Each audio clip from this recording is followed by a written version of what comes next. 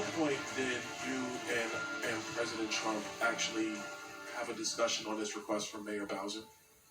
I had a meeting with President Trump on the 3rd of January concerning some international threats, and at the very end, he asked if there were any requests for National Guard support, and I informed him of Mayor Bowser's request. Mr. Miller, to clarify that point, did you tell the president about the mayor's request, or did President Trump ask if there were requests? He asked if there were requests. What was the president's response to you with regard to the request made by Mayor Bowser?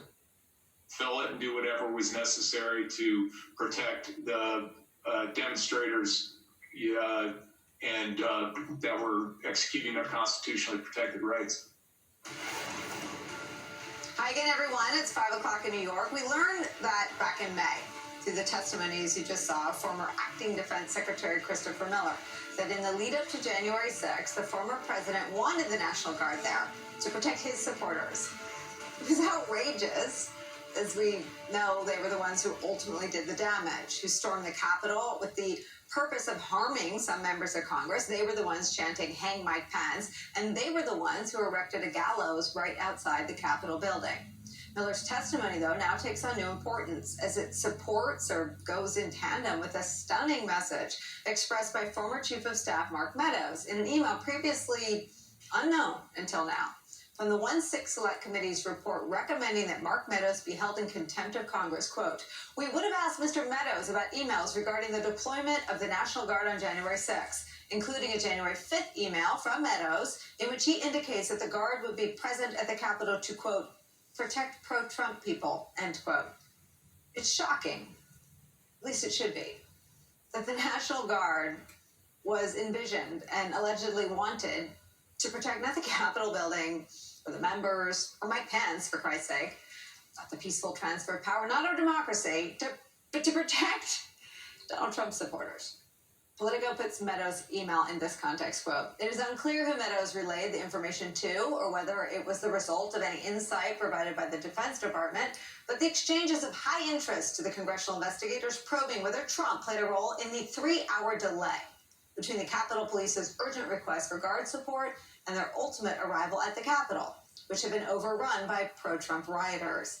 And it comes off the heels of a scathing letter by a former D.C. National Guard official who accused senior Army officials of arguing against deploying the National Guard troops on January 6th. As stated in the Contempt report, this email of Meadows is just one of many lines of inquiry the Select Committee would have asked the former Chief of Staff about if he did appear for his deposition. But as he is still not cooperating, the committee is moving forward in trying to hold him accountable. Tonight, 2 hours from right now, the committee will vote to recommend contempt charges for Meadows. A full House vote expected tomorrow. New, stunning revelations about Trump world's conversations in the days before and around January 6th is where we start this hour with some of our most favorite reporters and friends. Frank Figliuzzi's here. He's a former FBI Assistant Director for Counterintelligence and host of the Bureau podcast. Also joining us, Yamiche Alcindor, White House reporter for PBS NewsHour and moderator of Washington Week for now, and editor-at-large of The Bulwark, Charlie Sykes, is here. Lucky for us, all three are MSNBC contributors. I don't want to lose this thread, Yamiche, of the committee's interest in two things. One, knowledge of violence, and two, the White House's role. The president was still, mostly for worse, but for better or worse, the country's only commander-in-chief. And this direction, this sort of understanding that the most powerful person in the government other than the president, his understanding was that the Guard was only to be deployed to protect the insurrectionists, to protect Trump supporters. Wow.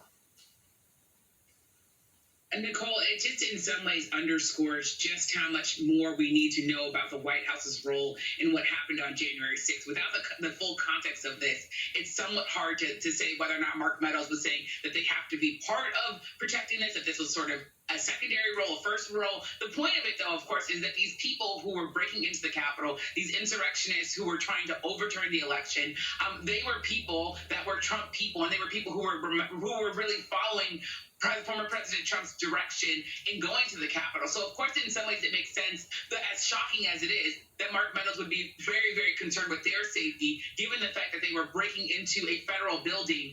It is also, of course, the big question question is, was the National Guard also supposed to be on call for helping out the police, for helping out the officers that are now traumatized, some of whom, of course, have sadly killed themselves because of the trauma that they experienced? I mean, these are the questions that Mark Meadows in some ways needs to answer, and that I'm sure lawmakers want to pose. I think the other thing that's really interesting is that, of course, Mark Meadows being in the room, knowing full well what the former president's intentions were, it's really interesting to know that he was in touch with lawmakers in key states trying to sort of get these meetings set up about what possibly could they do to overturn the election. So in some ways, as much as we know that a lot of this happened on the sort of front pages of newspapers, on TV, on Twitter, openly trying to change the election results, I think it's still sort of it boggles the mind that Mark Meadows was also concerned with sort of the protection of the people who were literally breaking into the Capitol.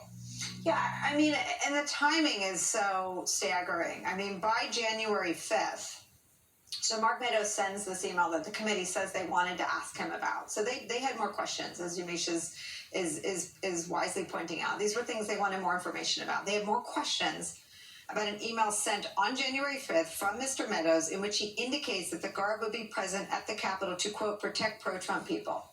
So, you know, Frank, if you go back in time, I mean, by January 5th, there was I mean, Homeland Security officials, I mean, everyone knew who was going to be there. And there wasn't a lot of contemporaneous reporting that there would be counter-protests. All of the reporting was that Donald Trump and his campaign had via text, rally appearances, emails, and other organizing methods imported his people to the Capitol to fight. And Mike Flynn and Rudy Giuliani and all the folks that we talk about all the time dressed in some bulletproof garb. You know, there was so much, in hindsight, awareness of the potential for violence. But what's should never be normal is that on January 5th, the White House Chief of Staff indicated that the Guard would be at the Capitol to, quote, protect pro-Trump people. What about the people who they were attacking?